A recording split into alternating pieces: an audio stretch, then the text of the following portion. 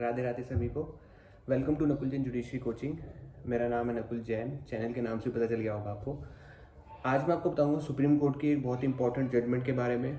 Judgement का नाम है state of Tamil Nadu versus governor of Tamil Nadu. Citation अगर नोट करनी है तो आप नोट कर सकते हैं सिविल नंबर 1239/2023। जजमेंट का जो डेट है 8 अप्रैल 2025 को हमारी जजमेंट आई थी, जिसमें उन्होंने बहुत ही इंपॉर्टेंट चीज़ बताई है आर्टिकल 200 इंडियन कॉन्स्टिट्यूशन से रिलेटेड सुप्रीम कोर्ट ने। और इससे पहले कि मैं जजमेंट के बारे में बताऊँ, मैं आपको थोड़ा सा इस चैनल के बारे में बता देता हूँ। देखो, चैनल के नाम से आपको लग रहा होगा कि इसमें सिर्फ जुडिशरी से रिलेटेड ही इंफॉर्मेशन दी जाएगी, जुडिशरी कोचिंग के नाम से है तो, लेकिन ऐसा नहीं है। इसमें लॉ से रिलेटेड सभी जानकारी आपको दी जाएंगी। जितने भी लॉज हमारी कंट्री में भी चल रहे हैं, जो हमारे आएंगे फ्यूचर में या जो अभी प्रेजेंट में रिपील हो चुके हैं, सबके बारे में जो है आपको जानकारी दी जाएगी। आमतौर पर लोगों के लिए होता है कि जो लॉ की जानकारी है वो सिर्फ एडवोकेट्स को होनी चाहिए, जजेस को या मजिस्ट्रेट्स के लिए होती है, या एनी अदर पर्सन जो इस फील्ड से बिलोंग करता है उसके लिए ही लॉ का जानना जरूरी है, लेकिन ऐसा नहीं है।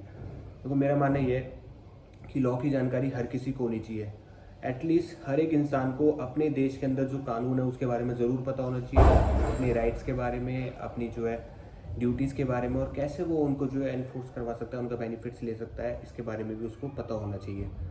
और इसीलिए ये चैनल आपके लिए है। अभी सब्सक्राइब कर लो, नोटिफिकेशन बेल आइकन दबा लो नोटिफिकेशन, ताकि आपको रेगुलर मिलती रहे अपडेट्स लॉज के लिए। प्रीवियस जो लॉज हमारे जो रिपील हो गए वो, और करंट में जो चल रहे हैं उन सब के बारे में जानकारी आपको रेगुलर इस पर मिलती रहेगी। सो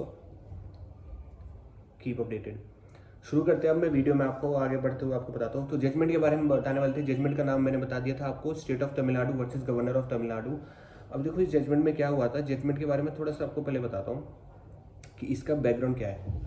तमिलनाडु के जो गवर्नर थे हमारे, वहाँ पे क्या प्रैक्टिस होती थी उनके द्वारा, ये होता था कि जब उनको कोई बिल असेंबली के द्वारा, लेजिस्लेटिव असेंबली जो है स्टेट की असेंबली, कोई बिल उनके पास लेके जाती थी तो वो उसको एसेंट नहीं देते थे अपनी, यानी कि अपनी मंजूरी नहीं देते थे, सहमति नहीं देते थे अपनी। अब जब क्या होता है, आर्टिकल 200 ऑफ इंडियन कॉन्स्टिट्यूशन क्या कहता है, आर्टिकल 200 इंडियन कॉन्स्टिट्यूशन का ये कहता है कि जब कोई भी गवर्नर के पास लेजिस्लेटिव असेंबली से पास कोई भी बिल आता है, हर स्टेट के अंदर ना, जैसे सेंट्रल लेवल पे upper house and lower house होते हैं, वैसे ही स्टेट लेवल पे भी upper house and lower house होते हैं, लेकिन हर स्टेट में ऐसा नहीं होता। अब इसके लिए मैं एक अलग से वीडियो लेके आऊँगा जिसमें मैं आपको बताऊँगा कैसे जो है कौन कौन से स्टेट्स हमारे हैं जिनके अंदर हमारे अपर हाउस और लोअर हाउस दोनों है, लेकिन कुछ स्टेट्स ऐसे हैं जहाँ पे सिर्फ लेजिस्लेटिव असेंबली यानी कि लोअर हाउस अपर हाउस नहीं है। सो उसके लिए हम अलग से वीडियो लेंगे। फिलहाल इसमें बताता हूँ। तो तमिलनाडु में लेजिस्लेटिव असेंबली है, अब वहाँ पे लेजिस्लेटिव काउंसिल नहीं है। आर्टिकल 200 क्या कहते हैं कॉन्स्टिट्यूशन के, जब लेजिस्लेटिव असेंबली कोई बिल पास कर रही है और फिर उसके बाद वो गवर्नर के पास जा रहा है, या फिर बोथ हाउसेज से पास हो गया गवर्नर के पास आया, तो गवर्नर के 3 ड्यूटीज़ दी गई हैं। आप ड्यूटीज़ कह सकते हो, और एक तरीके से पावर भी है। ड्यूटी इन द रेस्पेक्ट क्यों कह रहे हैं हम ड्यूटी, क्योंकि गवर्नर के पास जब बिल आ रहा है तो ये उनकी ड्यूटी है कि वो बिल को चेक करें, वो देखें बिल सही है नहीं है। अगर उन्हें सही लगता है तो उसको अपनी असेंट दें, सही नहीं लगता है तो वो कंसिडरेशन के लिए भेजें। और पावर हम क्यों कहते हैं, क्योंकि गवर्नर के, जब तक वो गवर्नर उस बिल को अपनी असेंट नहीं देंगे तब तक वो एक्ट नहीं बनेगा, और वो एक्ट नहीं बनेगा तो वो एनफोर्समेंट में नहीं आ पाएगा, और अगर एनफोर्समेंट में ही नहीं आ पाया तो वो कानून नहीं बन पाया। ठीक है, तो कानून वही है जो उसको आप एनफोर्स करा सकते हो, तो दैट इज वाई हम इसको पावर भी कहते हैं गवर्नमेंट की। अब इसमें क्या होता है आर्टिकल 200 में, अब गवर्नर जब बिल आता है तो वो 3 चीज़ें कर सकते हैं, या तो वो उसको अपनी असेंट दे दें, या अपनी असेंट विदहोल्ड करके रख लें ताकि कंसिडरेशन के लिए प्रेसिडेंट को भेज सकें, और या फिर वो उसको वापस से हाउसेस में भेज दें, रिटर्न कर दें। 4 चीज़ें, 3 तो ऊपर जो मैंने बताई है, और जो हाउस में रिटर्न वाली है एक प्रोवाइसो में आती है। जैसा हम आर्टिकल जब 200 आप पढ़ोगे तो उसमें 3 चीज़ें होंगी, विदहोल्ड कर सकते हैं, और विदहोल्ड कर सकते हैं प्रेसिडेंट को कंसिडर करने के लिए, भेजने के लिए, या फिर उसको जो है असेंट दे सकते हैं। ये 3 चीज़ें। इसके अलावा प्रोवाइसो में एक चौथी चीज़ और आती है जो कहती है कि आप उसको रिटर्न कर दो हाउस के पास, और जब हाउस के पास आप रिटर्न कर दोगे तो हाउस फिर उसको दोबारा रिकन्सिडर करेगा, फिर उसके बाद दोबारा भेजेगा प्रेसिडेंट के पास। अब इसके लिए उन्होंने कोई टाइम पीरियड स्पेसिफाई नहीं किया गया है कॉन्स्टिट्यूशन में, सिर्फ इतना लिखा गया है कि एज सुन एज पॉसिबल। तो क्या होता था कि जब गवर्नर के पास कोई भी बिल आ रहे थे ना तमिलनाडु में, तो वो उनको असेंट नहीं देते थे अपनी, वो उनको जो है ना तो हाँ क्या भरते थे, ना उसमें ना भरते थे, यानी कि ना तो मंजूरी देना ना नामंजूरी देना। अब इसमें ये नहीं पता चलता था कि वो बिल पास होगा नहीं होगा, और वो काफ़ी टाइम हो जाता था बिल गवर्नर के पास ही वैकेंट पड़ा रहता था, पेंडिंग। अब इस चीज़ को क्या कहते हैं, सुप्रीम कोर्ट ने इस चीज़ को जो है पॉकेट विटो का नाम दिया।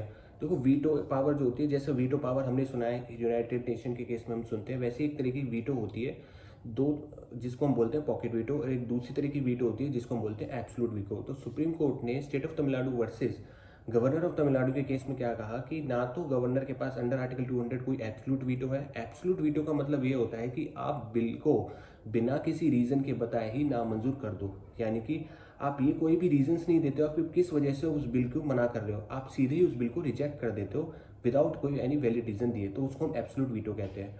दूसरी चीज जो होती है उसको हम बोलते हैं पॉकेट वीटो। पॉकेट वीटो का मतलब ये होता है कि जब भी कोई बिल आपके पास आया तो आपने उस बिल को ना तो अपनी सहमति दी है ना ही आपने नामंजूरी दी है, आप सिर्फ उसको बिना कुछ हाँ या ना बोले अपने पास पेंडिंग रखते हो without any reasonable reason, without any reasonable time given, यानी कि ना तो आप कोई टाइम बताते हो ना कोई रीजन बताते हो, आप सिर्फ उसको अपने पास रखे हुए हो पेंडिंग, उसको हम बोलते हैं पॉकेट वीटो। तो सुप्रीम कोर्ट ने यही कहा इस केस में कि देखो भाई, गवर्नर के पास ना तो कोई ऐसी एब्सोल्यूट वीटो पावर होती है ना ही कोई ऐसी पॉकेट वीटो की पावर होती है। अगर वो ऐसा करते हैं तो ये एररनियस है, ये लॉ का यूज नहीं है, इलीगल है और ऐसा नहीं होना चाहिए। एररनियस इन लॉ उन्होंने स्पेशली यूज करा है। एररनियस इन लॉ क्यों कह रहे हैं, लीगल क्यों कह रहे हैं, क्योंकि ये आर्बिट्रेरी यूज हो जाएगा। और सुप्रीम कोर्ट क्लियरली कहते हैं कि जो गवर्नर होते हैं वो एक तरीके से फ्रेंड होते हैं कॉन्स्टिट्यूशन के, उनको वो फ्रेंड की तरह काम करते हैं, उनको प्रोटेक्ट करना चाहिए कॉन्स्टिट्यूशन, ना कि उसका आर्बिट्रेरी यूज करना चाहिए। यहाँ तक कि उन्होंने डॉक्टर बी आर अम्बेडकर की एक कोटेशन का भी यूज़ करा, जिसमें बी आर अम्बेडकर जी कहते हैं, डॉक्टर भीमराव अम्बेडकर जो हमारे ड्राफ्टिंग कमेटी के चेयरमैन थे इंडियन कॉन्स्टिट्यूशन के, कि अगर कॉन्स्टिट्यूशन को, मैं थोड़ा सा उसको शब्दों से हटके अपनी लैंग्वेज में आपको बताता हूँ, बी आर अम्बेडकर जी ने क्या कहा था कि अगर कॉन्स्टिट्यूशन को इस्तेमाल करने वाले अच्छे होंगे तो कॉन्स्टिट्यूशन अच्छा साबित होगा, और अगर कॉन्स्टिट्यूशन को यूज में लाने वाले बुरे होंगे तो कॉन्स्टिट्यूशन बुरा साबित होगा। इसी चीज़ को कोट करते हुए सुप्रीम कोर्ट ने कहा कि इस तरीके से जो गवर्नर ये प्रैक्टिस करते हैं कि वो बिल को ना मंजूरी या मंजूरी कुछ भी नहीं देते और सिर्फ उसको अपने पास रखे रखते हैं, तो वो एक तरीके का उसका आर्बिट्ररी यूज है, तो वो कॉन्स्टिट्यूशन को बुरा साबित कर रहा है, तो कॉन्स्टिट्यूशन के फ्रेंड की तरह वो एक्ट नहीं कर रहे हैं वहाँ पे, ठीक है।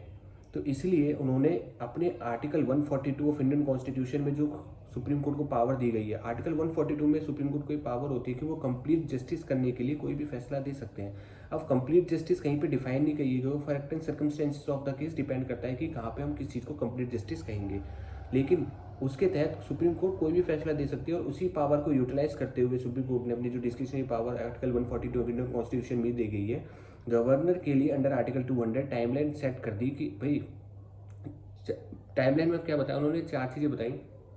पॉइंट नंबर 1, सुप्रीम कोर्ट ने कहा कि अगर गवर्नर अपनी असेंट विदहोल्ड करते हैं with the aid of council and ministers, governor की अपनी काउंसिल होती है मिनिस्टर्स की, तो अगर वो अपनी काउंसिल मिनिस्टर्स के जरिए अपनी जो है उनकी एड से विदहोल्ड करते हैं असेंट को, तो जो मैक्सिमम पीरियड जो अलाउ किया गया है विदहोल्ड करने के लिए बिल को, वो 1 मंथ अलाउ किया गया है। पॉइंट नंबर 2, अगर वो अपनी असेंट विदहोल्ड करना चाहते हैं without the aid of council and ministers के, बिना किसी काउंसिल मिनिस्टर्स की एड के, अगर वो जो अपनी असेंट है उसको विदहोल्ड करना चाहते हैं, बिल के जो असेंट है उसको विदहोल्ड करना चाहते हैं, तो मैक्सिमम वो 3 मंथ्स के लिए कर सकते हैं, उससे ज़्यादा नहीं, मतलब 3 महीने के अंदर अंदर उन्हें बताना पड़ेगा कि वो मंजूरी देना चाहते हैं नहीं देना चाहते।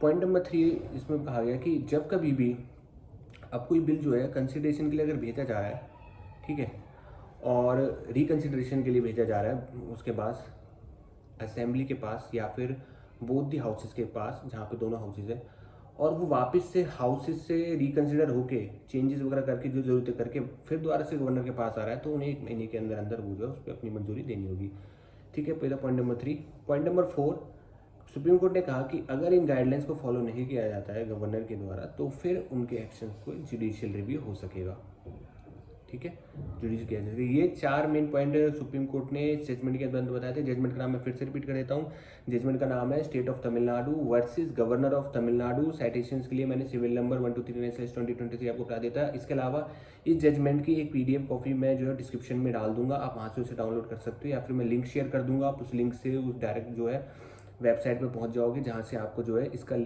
डाउनलोड का लिंक, वो PDF डाउनलोड करने के लिए लिंक मिल जाएगा, ठीक है। तो मैं लिंक शेयर कर दूंगा वेबसाइट का, जहाँ से आप इसको डाउनलोड कर सकते हो जजमेंट को, अदरवाइज मैं PDF डाल दूंगा, डिस्क्रिप्शन से PDF डाउनलोड कर सकती हो। डिटेल्ड आपको जो है डिसीजन की कॉपी वहाँ पे मिल जाएगी, ऑफिशियल वेबसाइट से निकाली है, सुप्रीम कोर्ट वेबसाइट से PDF की कॉपी, वहाँ पर आप उसकी पूरी जजमेंट पढ़ सकते हो अगर आप पढ़ना चाहते हो। जजमेंट का नाम मैंने बता दिया, और बहुत ही ऐतिहासिक जजमेंट, मैं फिर रिपीट करता हूँ, इट्स अ लैंडमार्क जजमेंट, क्योंकि आज से पहले कहीं भी किसी जजमेंट में गवर्नर के लिए कहीं भी कोई गाइडलाइन नहीं निकाली गई थी इस तरीके से टाइमलाइन सेट करने के लिए। सेम प्रोविजन आर्टिकल 111 आर्टिकल अनुच्छेद 111 ऑफ भारतीय संविधान के अंदर प्रेसिडेंट के लिए मिलता है, जहाँ पे प्रेसिडेंट को पावर है बिल की। वहाँ सेंट्रल एक्ट्स जो होते हैं हमारे, जो पार्लियामेंट जो कानून बनाती है, हमारे पार्लियामेंट जो बिल पास करती है, उनकी असेंट के लिए प्रेसिडेंट के पास जो जाता है वो हमारा आर्टिकल 111 में जाता है। और स्टेट के लेवल पे जो गवर्नर के पास जो असेंबलीज है, बोथ हाउसेज से बिल पास होके जाते हैं, वो हमारे आर्टिकल 200 में जाते हैं। ठीक है, स्टेट के लिए अगर जाते हैं तो आर्टिकल 200 में जाएंगे गवर्नर के पास, और सेंटर पे अगर जाएंगे तो वो आर्टिकल 111, ठीक है, 111 के अंदर प्रेसिडेंट के वहाँ पे जाते हैं। सेम चीज़ वहाँ पे लिखी हुई है, वहाँ पे भी एज सुन एज पॉसिबल लिखा गया है, वहाँ पे भी कोई टाइमलाइन नहीं बताई गई इस तरीके की, और कॉन्स्टिट्यूशन में कहीं रोका भी नहीं गया है। तो पॉसिबल है कि सुप्रीम कोर्ट चाहे इन फ्यूचर कभी ऐसा हो तो वहाँ पे प्रेसिडेंट के लिए भी शायद इस तरीके की कोई गाइडलाइंस उनके द्वारा फिक्स कर दी जाए, क्योंकि वहाँ भी काफ़ी जो चीज़ें हैं जो हमारी एप्लीकेशन पेंडिंग है, तो पॉसिबल है कि वहाँ पे भी फिक्स कर दी जाए। बट अभी तक ऐसा कुछ है नहीं है, आएगा तो आपको ज़रूर बता दी जाएगी। गवर्नर के लिए आ चुका है, उसके लिए आपको बता दिया गया है। State of Tamil Nadu versus governor of Tamil Nadu, इस जजमेंट को याद रखना। एटलीस्ट जुडिशियल एस्पायरेंट्स को तो ज़रूर याद रखनी है, क्योंकि अब आने वाले जितने भी हमारे पेपर्स आ रहे हैं तो उसमें पोस्ट प्रोबेबल चांस है कि इसके बारे में पूछा जाएगा। तो आज की वीडियो में बस इतना ही, फिर आपके बारे में जो ऐसी नई नई जानकारी लेके आपके लिए आते रहेंगे। और मैंने जो बताया था कि मैं असेंबलीज के ऊपर और काउंसिल्स के ऊपर एक वीडियो अलग से बनाऊंगा, स्टेट में जो कौन सी ऐसी स्टेट्स है जहाँ पे जो है बोथ दी हाउसेज है, कौन सी स्टेट है जहाँ पे सिर्फ एक ही हाउस है, लेजिस्लेटिव असेंबली, लेजिस्लेटिव काउंसिल नहीं है, कौन सी अपर होती है कौन सी लोअर होती है, वो सारा मैं आपको जो है अच्छे से बताऊंगा। जितनी भी जरूरी इन्फॉर्मेशन सब आपको दूंगा। स्टे ट्यून्ड, चैनल पे बने रहिएगा, सब्सक्राइब कर दिए, और चैनल को सब्सक्राइब करने के बाद नोटिफिकेशन जरूर ऑन कर लेना, अदरवाइज आपको पता नहीं चलेगा। बेल आइकन को दबा दोगे तो नोटिफिकेशन ऑन जाएगा आपको ऑटोमेटिक, और आपको जैसे ही कोई भी नई वीडियो आएगी ना, आपको चैनल में तुरंत आपको पता चल जाएगी। राधे राधे, खुश रहें।